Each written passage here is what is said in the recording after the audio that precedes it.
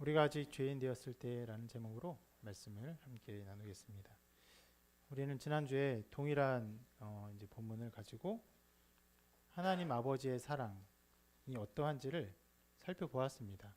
특히 6, 7, 8절 중에서 6절을 중점적으로 살펴보았습니다. 오늘은 연속되는 내용입니다. 하나님 사랑이 어떠한 사랑인지 계속 볼 텐데,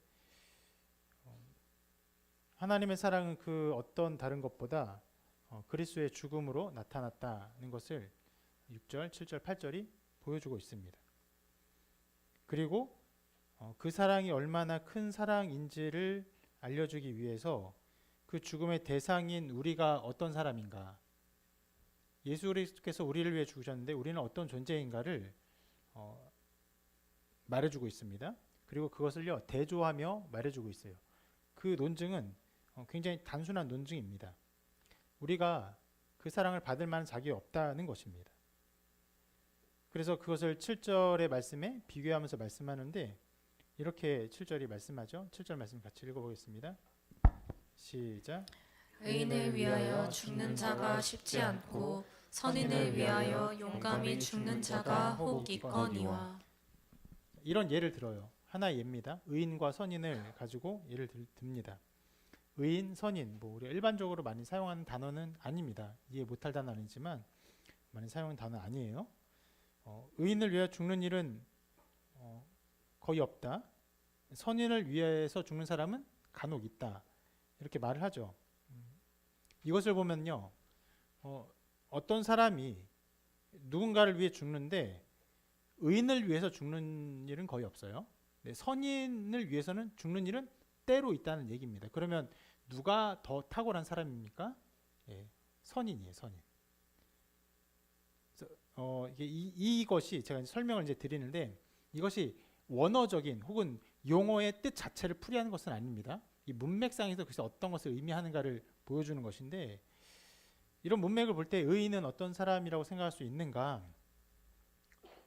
일반적으로 좋은 사람이에요. 정직한 사람, 올바른 사람, 율법을 지키는 사람, 인정을 받을 만한 사람입니다. 다른 사람에게 사랑을 받을 만한 정말 괜찮은 사람이에요. 여러분 살다 보면 그런 사람을 만나게 되죠. 괜찮은 사람, 정말 사랑할 만한 정말 좋은 사람 만나게 됩니다. 그런데 그런 사람을 위해서 죽느냐? 그런 일은 일어나지 않아요. 좋은 사람, 괜찮은 사람 만나지만 그 사람을 위해서 내가 정말 목숨을 바치느냐? 일어나지 않습니다.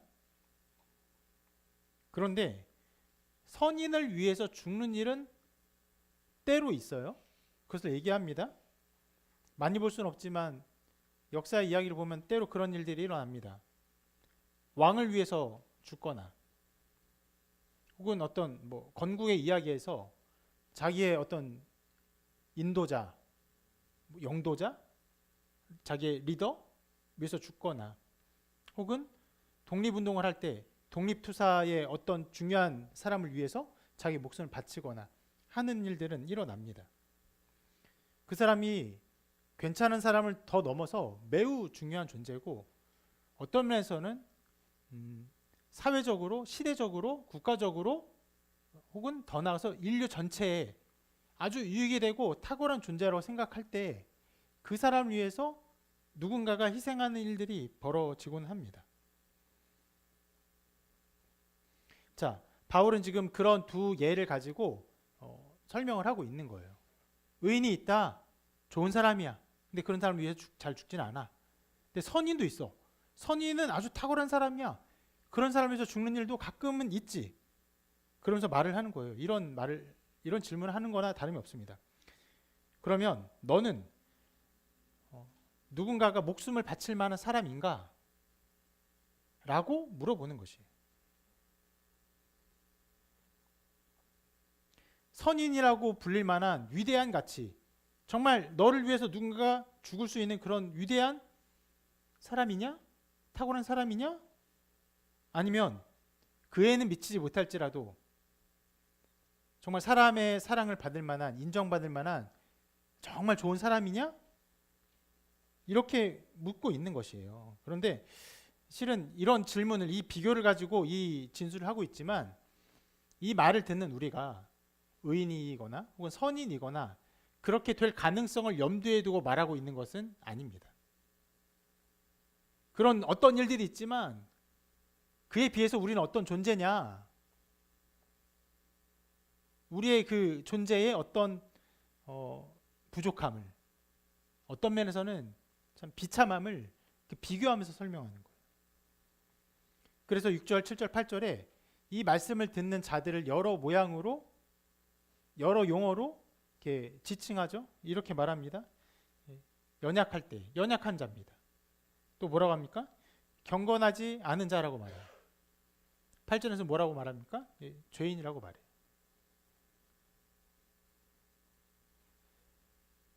인간 사이도 때로 누군가 아주 탁월한 사람을 위해서 간혹 그런 죽는 일이 있지만 그리스도께서 우리를 위해 죽으셨는데 그런 우리는 어떤 존재냐? 연약하고 경건하지 아니하고 죄인이에요. 그러면 여러분 여기 연약한 자, 연약할 때, 경건하지 않은 자, 죄인 어떤 것을 의미할까요? 지난주에 연약할 때 이것은 살펴보았습니다.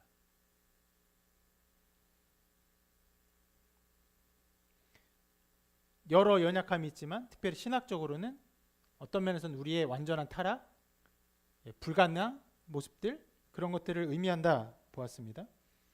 그러면 오늘 볼 이제 7절, 8절을 오늘 더 보는 것인데 경건하지 않은, 지금 6절에서 설명한 부분을 좀 더 보겠습니다. 경건하지 않은 어떤 의미일까요?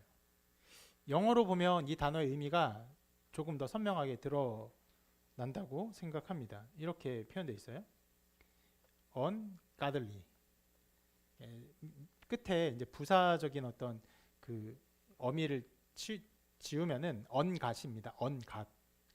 god인데 ungod이에요. un이라는 단어가 쓰이는, 우리가 자주 쓰는 단어가 뭐가 있죠? 네? untouchable. 보다 더 많이 쓰이는 단어가 있어요. 언박싱. 여러분의 삶에 큰 행복을 주는 언박싱. 박싱이 돼 있죠? 언박싱에 박싱을 제거하는 겁니다. 자, 언갓이 뭡니까? 말 그대로 갓 언이에요. 하나님이 아닌 거예요. 하나님 없다는 것입니다. 그래서 이것을 한국어로 언가들리를 한국어로 직접 그 뜻을 번역하면 이렇게 말합니다. 신을 섬기지 않는, 하나님을 섬기지 않는. 이 상태를 그 시편에서 아주 잘 말하고 있다고 생각합니다. 이 말씀 한번 같이 읽어볼게요. 시작. 어리석은 자는 그의 마음에 이르기를 하나님이 없다 하는도다. 그들은 부패하고 그 행실이 가증하니 선을 행하는 자가 없도다. 어떤 상태? 하나님이 없다 하는 거예요. 말 그대로 언갓 하는 거예요. 이 세상에 갓이 있냐? 갓 없다. 언갓이다. 하나님 없다. 자, 그렇기 때문에 어떻게 됩니까? 부패해요. 그리고 행실은 가증해집니다. 자, 지금 예수 그리스도께서 누구를 위해 죽으셨냐? 언갓, 그러니까 경건하지 않은 하면요, 우리말로는 그 원래 의미를 잘 살리지 못해요. 뭔가 아주 경건하고 뭔가 거룩하고 높고 이렇지 못한 그런 느낌이잖아요. 아주 신앙적으로 훌륭하지 좀 못한? 그런데 아니에요. 더 나쁜 것이에요. 언갓이에요. 경건하지 않은, 하나님 없다는 상태입니다. 그래서 부패해서 행실이 가증하게 된 그런 사람이에요. 여러분, 인간의 이 상태가 얼마나 나쁜지 두 가지 예를 들어서 설명을 해보겠습니다. 하나의 예는요, 이것을 말해볼 수 있을 거예요. 바로 썩어버린 항암제를 말할 수 있을 것입니다. 항암제는 어떤 일을 합니까? 사람의 몸에 들어가서 암세포와 싸워서 그것을 뭐 죽이거나 그것을 이겨낼 수 있는 어떤 아주 강력한 작용을 하죠. 비싼 약이고 중요한 약입니다. 그런데 썩었어요.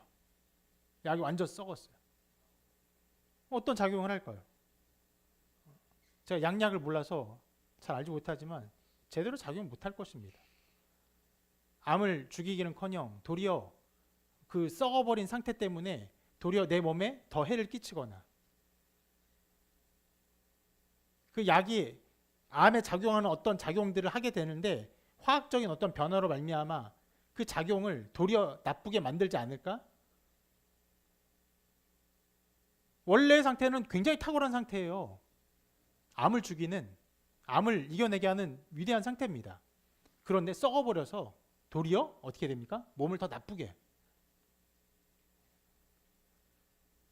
또 하나의 예를 이렇게 들어볼 수 있을 거예요. 인간의 상태를.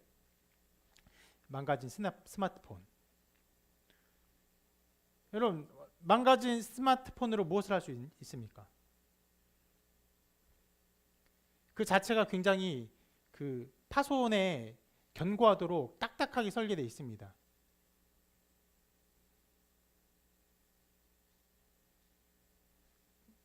그래서 뭔가 뭐 압정을 박을 때 쓰거나 혹은 급할 때는 흉기로 쓰거나 그런 사람도 있죠. 핸드폰으로 다른 사람 때려서 그렇게 경찰에 잡힌 사람도 있었습니다.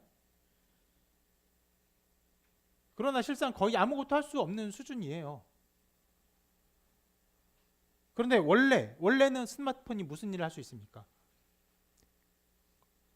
이렇게도 말할 수 있을 거예요. 현대인의 삶 전체를 살게 하는 도구라고도 말할 수 있을 거예요. 먹고 사는 것, 공부하는 것, 이동하는 것, 사람과 관계를 맺는 것, 지식을 찾고 배우는 것, 전 세계 사람과 연결되는 것, 수많은 트렌드를 익히고 그것을 파악하는 것. 정말 무궁무진합니다. 그런데 망가져 버렸어요. 자, 이 두 가지에 왜 두 가지 예를 들었냐면은 실은 어떤 하나의 예를 들면은 하나의 애가 그 원래 상태를 그 비유적으로 완전하게 다 해설하지 못하기 때문에 제가 두 가지 일부러 들은 것인데 이것이 우리의 상태예요. 자, 이 예에서 생각할 하나의 부분이 있습니다. 우리의 망가진 상태가 얼마나 나쁜 상태인가를 파악하는 것은요. 현재의 망가진 모습만으로 가늠해서는 안 된다는 것이에요. 무슨 말이냐면 자, 썩어져 버린 항암제가 원래는 암을 치료한 능력이 있고 그리고 망가져 버린 스마트폰이 원래는 어마어마한 우리의 삶을 이끌고 우리의 삶을 도와주는 큰 능력이 있는 것처럼 인간의 원래 상태는 어떤 상태인가? 인간이 원래 지음받고 인간이 해야 되는 그 마땅한 자리는 어디인가? 그것은 죄가 없고 죄를 짓지 않고 정말 어떤 면에서는 도덕적으로 건강하게 사는 그런 정도가 아니에요. 이렇게 말할 수 있어요. 하나님 기뻐하고 즐거워하며 하나님의 영광의 광채를 드러내는 삶이에요. 영원한 하나님의 영광을 한없이 기뻐하고 즐거워하며 하나님의 사랑 안에서 다른 사람을 사랑하되 끝까지 사랑하고 무엇을 먹을까 무엇을 마실까 염려하지 않고 언제나 어떤 상황에서 감사와 기쁨이 충만한 삶입니다. 그런데 그 상태가 깨진 거예요. 그 상태가 깨졌어요.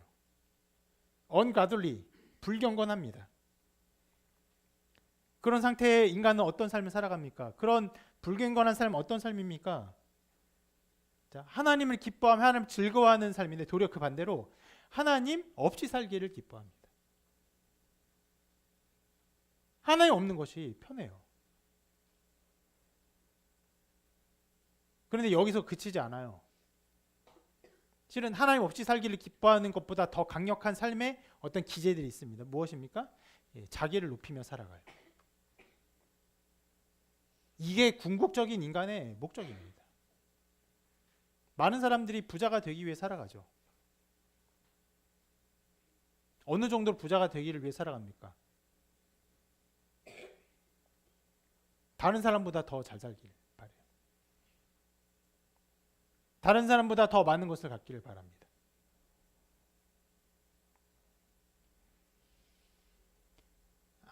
우리의 깨어진 본성은요, 실은 아이에서부터, 어린 아이에서부터 노년에 이르기까지 무엇을 위해 살아갑니까? 자기가 가장 높임 받기를 위해서 살아가요.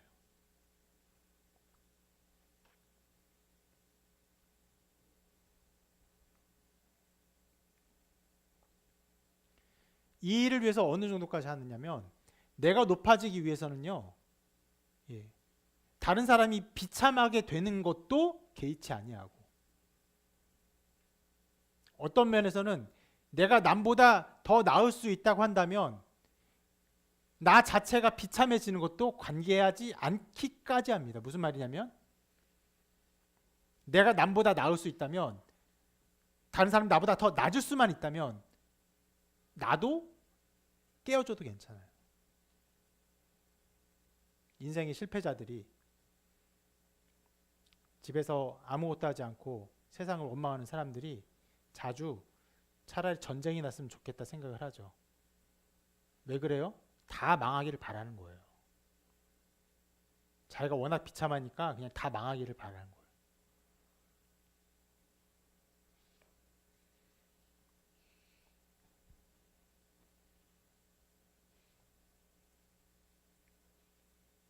이게 인간의 상태예요. 하나님 없이 살아가는 자기를 높이는 삶.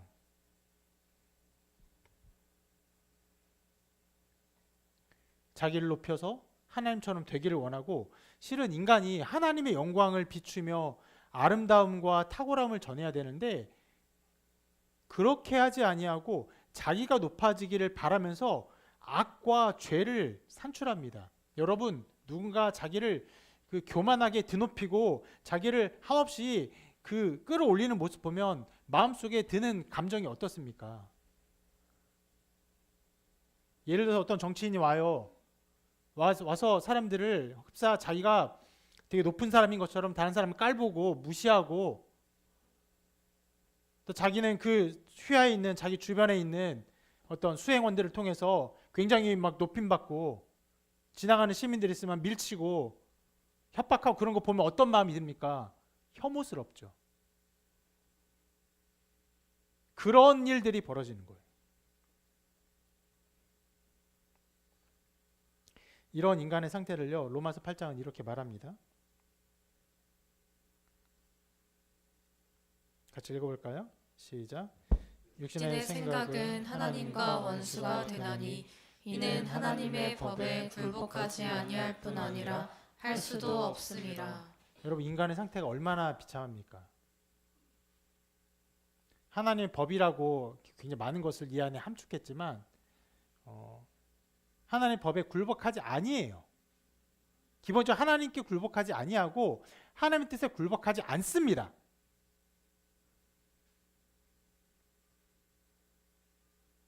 심지어 할 수도 없어요.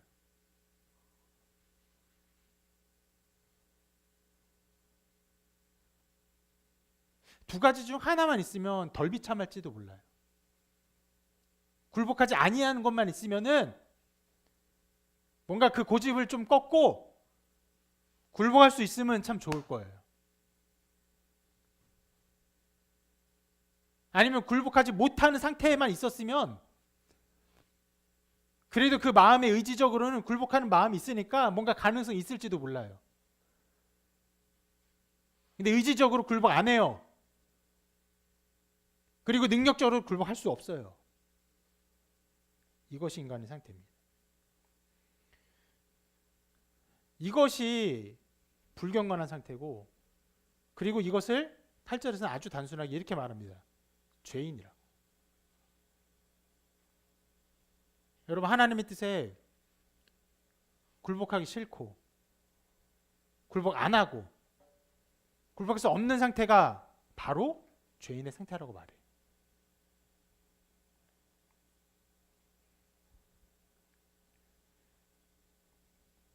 그리고 말씀은요, 그리스도께서 누구를 위해 죽으셨느냐? 의인도 아니고 선인도 아니고 그런 위대한 존재가 아니에요. 연약한 사람이에요. 전적으로 불가능한 사람이에요. 심지어 경건하지 않은 그런 죄인을 위해서 죽으셨다라고 말하고 있는 거죠. 그래서 예수님의 죽음이에요.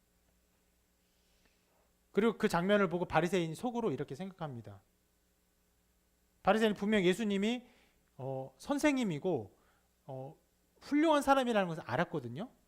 근데 속으로 이렇게 생각해요. 이 예수라는 사람이 선지자였더라면. 선지자가 무엇입니까? 선지자 어떤 사람이에요? 하나님의 뜻을 알고 하나님의 뜻을 선포하고 혹은 예언하고 인간이 알지 못하는 것까지 아는 것을 아는 그런 존재예요. 이 예수님이 선지자였더라면 이 여자가 죄인인 것을 알았을 것이야.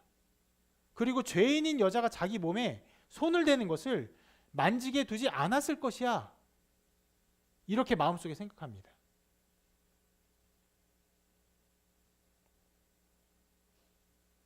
그런 생각을 할 때에 예수님이 그 모든 것을 아시고 한 가지 비유의 이야기를 하십니다.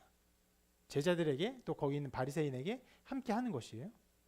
단순한 비유인데 어떤 한 사람에게 두 사람이 빚을 졌어요. 한 사람은 500데나리온, 한 사람은 50데나리온의 빚을 졌어요. 근데 둘 다 빚을 졌는데 빚을 갚을 능력이 없어요. 그러니까 이 돈을 빌려준 사람이 그냥 두 사람을 다 갚지 말아라. 그 빚을 다 탕감해 줬어요. 그러면서 예수님이 묻습니다. 이 두 사람 중에 누가 더 감사하겠느냐? 누가 더 감사할 것 같아요? 500데나리온 빚진 사람하고 50데나리온 빚진 사람 누가 더 감사할 것 같아요? 네. 당연하죠. 500데나리온 빚진 사람이 더 감사하는 것이.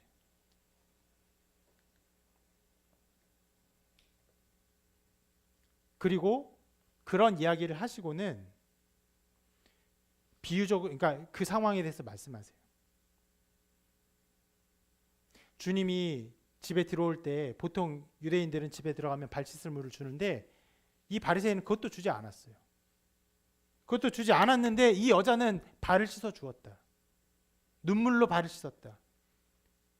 그리고 감람류, 보통의 기름을 가지고 그 사람을 존중하는 어떤 행위를 하게 되는데 바리새인은 그것도 주지 않았는데 이 여자는 향유옥합, 정말 비싼 향유옥합을 예수님께 부었다. 라고 하면서 더 많이 죄를 지은 사람이 더 감사하고 더 그 앞에 엎드리는 것이다. 그러면서 그 여자의 많은 죄가 사여졌다라고 선포하십니다. 바리새인보다 여인이 죄인이었어요. 여인은 그 지역에서 알려진 죄인이었어요. 모든 사람이 저 여자는 죄인이야라고 알고 있었어요. 그런 죄인이기 때문에 주님 앞에 엎드리고 이 그 사죄의 은총을 얻은 것이.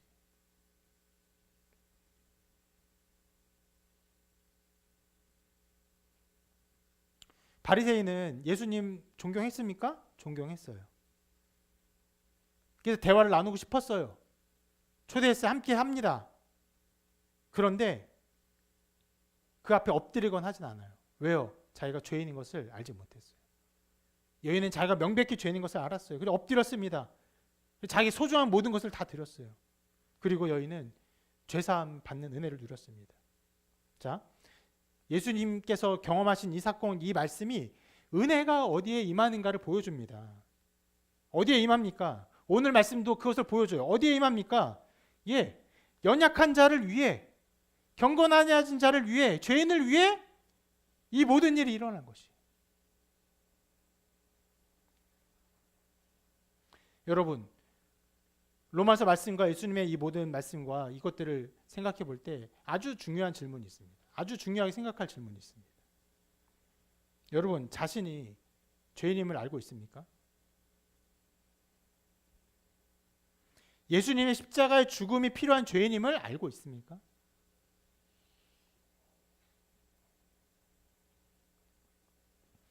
여러분, 여기서 예수님의 십자가의 죽음이 나에게 필요한지를 여러분 그것을 정말 필요로 하는지를 잘 분별해야 됩니다.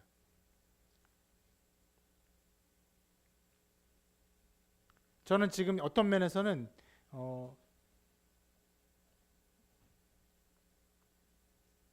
우리가 여러분들이 살아가는 모습 속에서 또 한국의 그리스도인이 살아가는 모습 속에서 이 예수님을 필요로 하는 어떤 지점에서 조금 핀트가 빗나간 어떤 모습들에 대한 이야기를 좀 하고 싶은 거예요.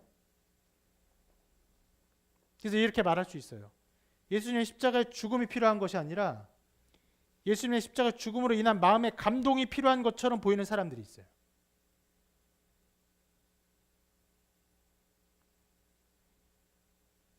여러분, 다른 것이에요. 십자가 죽음이 필요한 것과 십자가 죽음으로 인한 감동이 필요한 것은 다른 것입니다.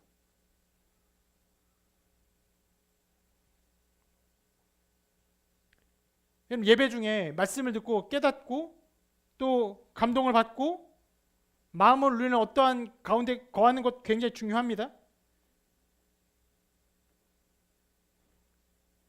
그런데 정말 중요한 게 무엇입니까? 하나님이 우리를 위해서 어떤 일을 하셨다는 것이 중요합니까? 아니면 그것을 내가 느끼고 감격하는 것이 중요합니까? 무엇이 중요한 것이에요? 당연히 앞에 것이에요. 하나님이 하신 그 일이 중요한 거예요.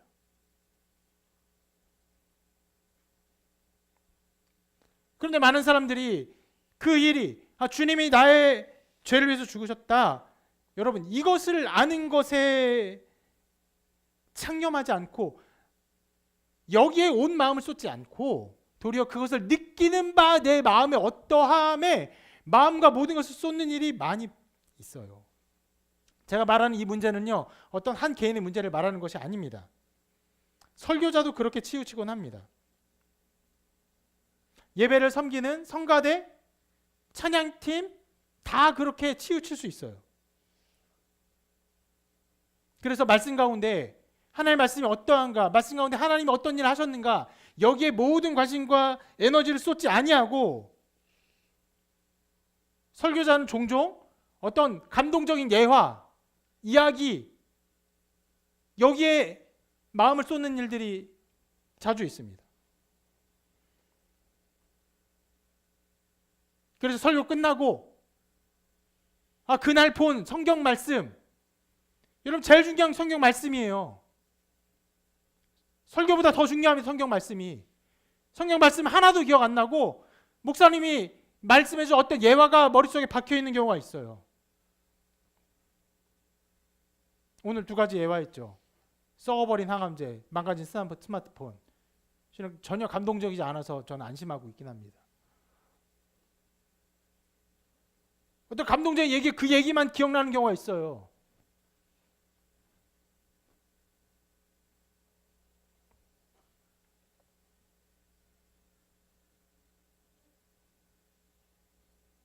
찬양을 할 때도 찬양의 가사가 나타내는 어떤 신학과 신앙과 하나님의 어떠한 예수님의 어떠함을 보지 않고 찬양이 주는 어떤 감각과 느낌을 중요시 여기는 경우가 있습니다. 여러분, 우리에게 필요한 것은요, 정말 우리에게 필요한 것은요, 십자가로 인한 감동이 아니에요. 십자가 그 자체예요. 십자가 그 사건입니다. 우리의 죄를 위해 죽으신 주님의 죽으심과 피 흘림이 필요한 것이에요.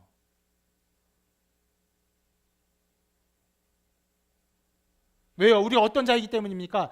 연약한 자예요. 경건하지 않은 자예요. 죄인이에요. 그렇기 때문에 그런 우리의 불가능과 무지와 무능과 할 수 없고 하지 않고 하는 총체적인 이 모든 것들을 해결하기 위한 그 값이 필요한 거예요. 아까 말했죠. 하나님의 뜻을, 하나님의 법을 행하지도 않아요. 할 수도 없어요. 속지 마세요, 여러분. 할 수 있는 존재로 정말 속지 마세요. 우린 불가능한 존재예요. 그런 죄인에게 필요한 것이 무엇입니까? 감동이 아니라 속죄의 사역이 필요한 것이에요. 그 보혈이. 그런 말씀 가운데 정말 여러분, 다시금 그 질문을, 내가 죄인임을 알고 있는가? 예수 그리스도의 십자가의 죽음이 나에게 필요하다는 것을 알고 있는가? 나의 죄의 불가능과 어떤 면에서의 영원한 것 같은 그 강력한 힘을 알고 있는가?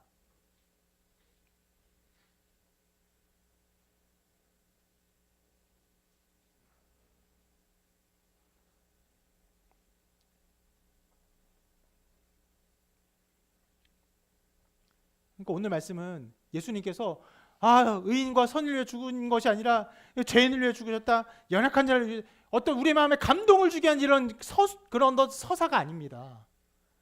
우리의 상태를요 정확하게 지적하는, 어떻게 보면은 정말 칼로 우리를 찌르는 거예요. 우리 어떤 상태입니까? 이 경건하지 않은 상태, 하나님 없다는 상태예요. 심지어는요 이 말씀 지나가면요 하나님과 원수된 상태라고 말해요. 그런 우리를 위해서 예수님이 죽으셨다라고 말하는 거죠.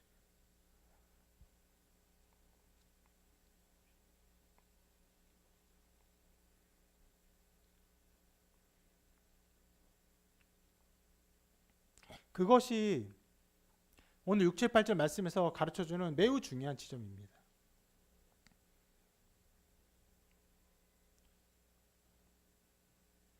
그리고 한 가지 오늘 6, 7, 8절 말씀에서 또 한 가지 강조하는 부분이 있습니다. 이거 굉장히 그 미묘한 지점인데 그러나 굉장히 중요하게 보여주고 있어요. 6절, 8절 다시 한번 보면요. 같이 한번 읽어볼까요? 시작. 우리가 아직 연약할 때 기약대로 그리스도께서 경건하지 않은 자를 위하여 죽으셨도다. 우리가 아직 죄인 되었을 때 그리스도께서 우리를 위하여 죽으심으로 하나님께서 우리에 대한 자기의 사랑을 확증하셨느니라. 지난주 6절 설교하고 오늘은 어떤 면에서는 7절 넘어서 8절까지 설교를 하고 있는데 꽤 많은 용어들을 꽤 용어별로 다 설교를 했습니다. 예? 그런데 설교하지 않은 부분이 있어요. 여기에 개념적으로 제가 설교하지 않은 부분인데 그것을 그러면 빼도 괜찮은 것처럼 보이는 단어가 있습니다. 그게 뭐냐면 이것이에요. 아직이에요. 아직이라는 말을 제가 정확하게 설교하지 않았습니다. 여러분 여기에 기독교의 복음의 놀라운 능력과 자리가 있습니다. 복음을 잘못 생각하면요 여러분 이렇게 생각할 수 있는데 그냥 굉장히 복음적인 이야기처럼 들립니다. 한번 들어보세요. 하나님이 인간을 불쌍히 여겨서 그의 아들 예수님을 인간의 죄를 위해 십자가에 못 박혀 죽게 했습니다. 그리고 어떤 사람이 그 복음의 이야기를 듣습니다. 그리고 그 놀라운 사랑에 감격하여서 예수님을 믿기로 합니다. 그리고 그가 예수님을 믿었으니 그의 죄를 용서하고 그를 하나님 나라의 백성으로 인정하십니다. 자, 이렇게 말하면 우리 기독교 복음이 누군가에 전해지고 그가 하나님의 백성이 되는 과정을 그냥 서술하는 것처럼 보입니다.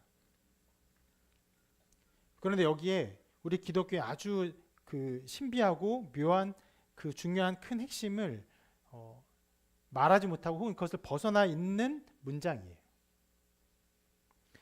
제가 설명한 이 말에는요 이런 개념이 포함되어 있어요. 어떤 개념이냐면 하나님이 누가 예수 그리스도를 믿고 구원받을지 알지 못해요.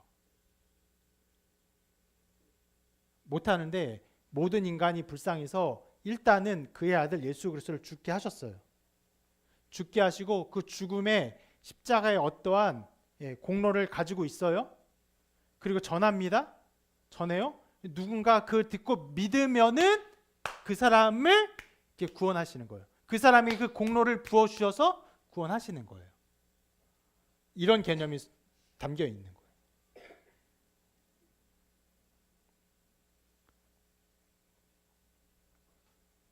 여기에 굉장히 크게 빠져 있는 부분이 있습니다. 뭐냐면 바로 하나님이 우리를 택하셨다는 것이.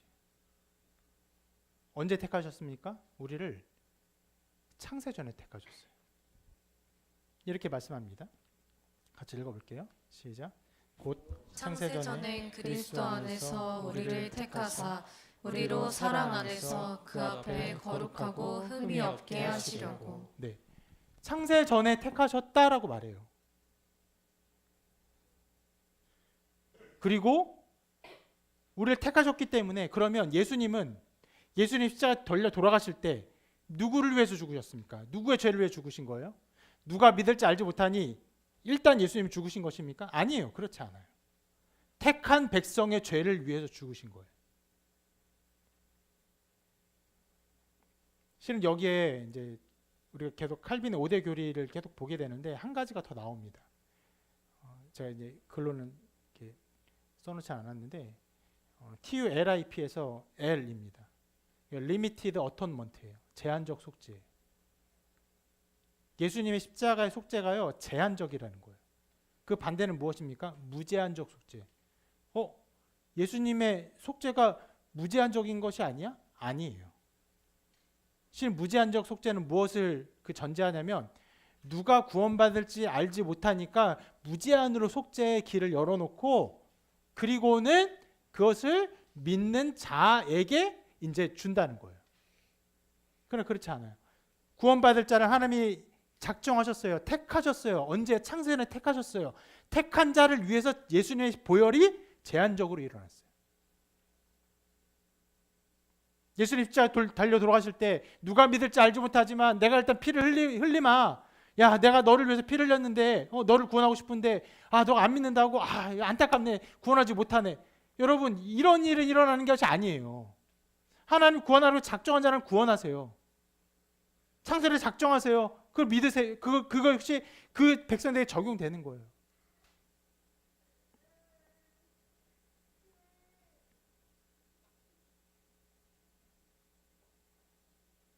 하나님은 우리를 창세전에 택하셨습니다. 그리고 예수님은 그의 택한 백성을 위해서 죽으셨어요. 제한적 속죄가 이루어졌습니다. 자, 그 일이 언제 일어났다고 말합니까? 오늘 말씀 언제 일어났다고 말합니까? 이렇게 말해요. 우리가 아직 죄인 되었을 때, 연약할 때, 또 우리가 아직 죄인 되었을 때, 여러분 이것이 아니에요. 믿기로 작정했을 때가 아닙니다.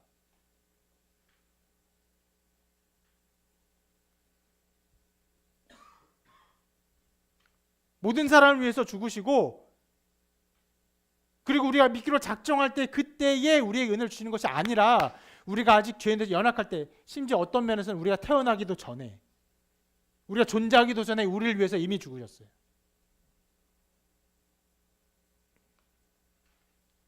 그래서 말씀이 말하죠. 창세 전에 그리스도 안에서 우리를 택하사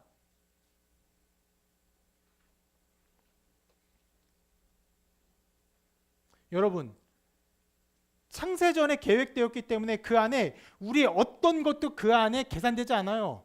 어떤 면에서는 우리의 신앙의 결심과 어떤 마음의 각오 이런 것도 계산되지 않고 우리의 감동도 계산되지 않습니다. 아무것도 거기에는 담기지 않아요.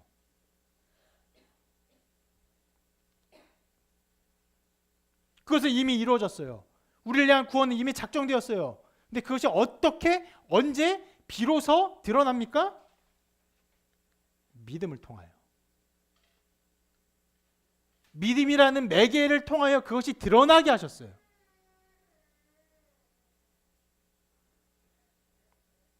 그래서 로마서 3장에서 이렇게 말씀하죠. 이 부분 같이 읽어볼게요. 시작.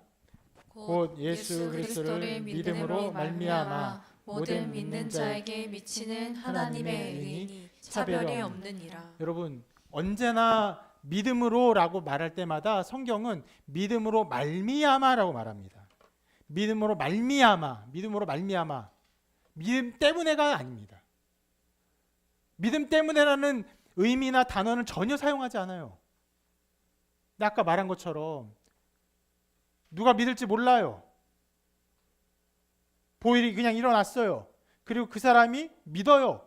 그리고 그 믿음으로 믿어서 그리고 그 사람이 구원받는다면은 거기에는 그냥 믿음 때문에라고 말할 수 있을 거예요. 그렇지 않아요. 이미 되어진 일이에요. 이미 작정된 일이에요. 그리고 믿음으로 말미암아 그것이 이제 나타나는 것입니다. 언제나 믿음으로 말미암아. 그래서 영어로 뭐라 하면 through라고 표현해요. 그래서 통하여. 일종의 통로예요. 하나의 그냥 양식일 뿐입니다. 그것을 통하여 하나님의 백성됨을 아는 것이에요. 그래서 우리가 믿을 때는 이렇게 믿는 것입니다. 하나님 나를 택하셨구나. 나의 죄를 이미 사하셨구나. 나의 죄는 다 씻겨서 깨끗하게 되었구나. 난 하나님의 자녀가 되었구나. 라고 믿는 것입니다. 예수님 믿을게요. 이제 믿으니까 하나님 나를 자녀로 삼아주세요. 나의 죄를 씻어주세요. 이것이 아니에요. 이미 우리를 위해서 베푸신 그 모든 일을 알고 믿고 하나님이 자매사랑을 믿고 그 안에 그렇군요 라고 하는 것이에요. 거기에 그렇기 때문에 반드시 우리의 믿음으로 말미암은 무상성이 들어가요. 뭐냐면 아무 대가나 아무 할 일이 없어요.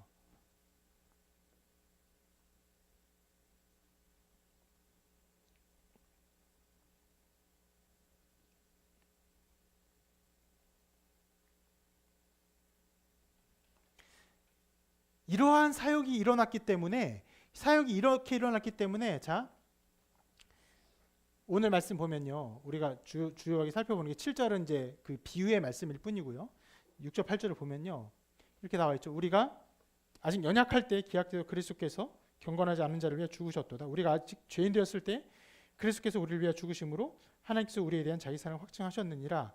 이 두 구절을 거의 비슷한 말을 연속적으로 하면서 그 결론적으로 뭐라고 말합니까? 이 결론적으로 실은 이 구절 전체에서 설교하지 않은 단 한 구절이 있죠. 무엇입니까? 맨 끝에 하나님의 사랑을 확증하셨느니라. 네, 확증했어요. 끝냈어요. 더 나아가지 않아요. 이미 벌어진 일이에요. 되어진 일이에요.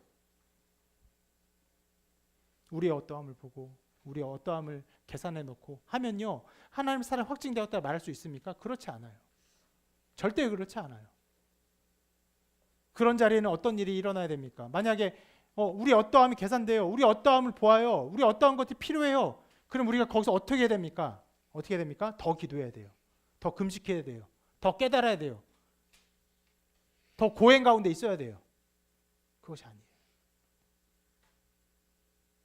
여러분, 그것을 하나님이 우리를 향한 사랑이 확증되었다고 말할 수 있는 것이 아니에요. 확증되지 않은 것이에요. 언제 어떻게 무엇을 잡을지 알지 못해요. 그냥 애쓰고 수고하고 나아갈 뿐인 거예요.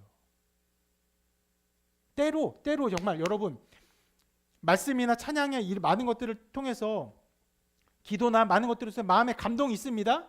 감동이 있어 위로를 받아요. 그러나 그럼에도 불구하고 확증된 마음이 일어날 수 없어요.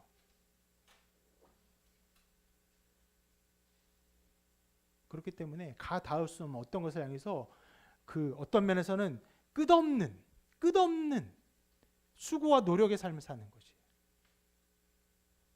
그 모든 것들은요, 기독교의 진리와는 완전히 거리가 멀어요. 제가 말하는 이 모든 행동의 어떠한 것들이 누구의 삶을 말하는 것 같습니까? 우리가 계속 말했던 사람 있죠. 마틴 루터.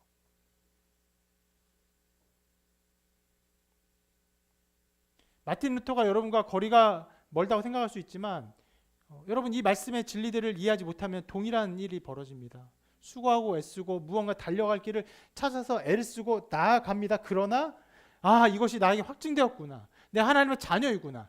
내가 아직 죄인 되었을 때 그것이 모든 것이 이루어졌구나. 내가 연약할 때 그 모든 것이 이루어졌구나. 그렇게 나를 향한 사랑을 확증하셨구나. 이것을 확실히 알고 확신하고 여러분, 진리 가운데 자유를 누리는 일들이 벌어지지 못하는 것이죠.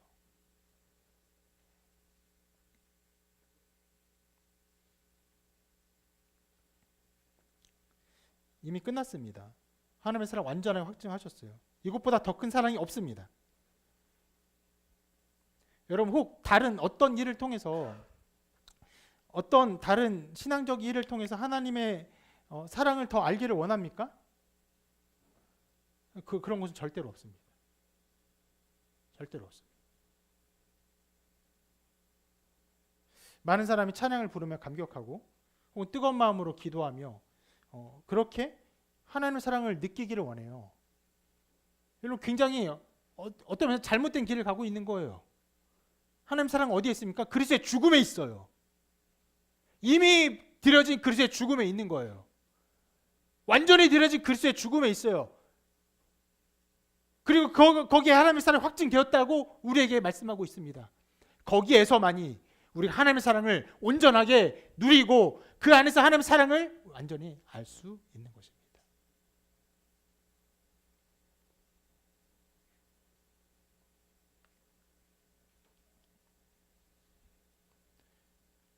하나님의 사랑은 다른 것이 아닙니다. 오직 십자가입니다.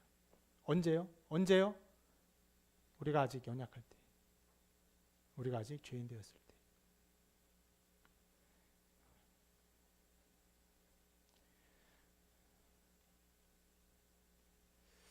이 구절은 성경 말씀의 한 부분입니다.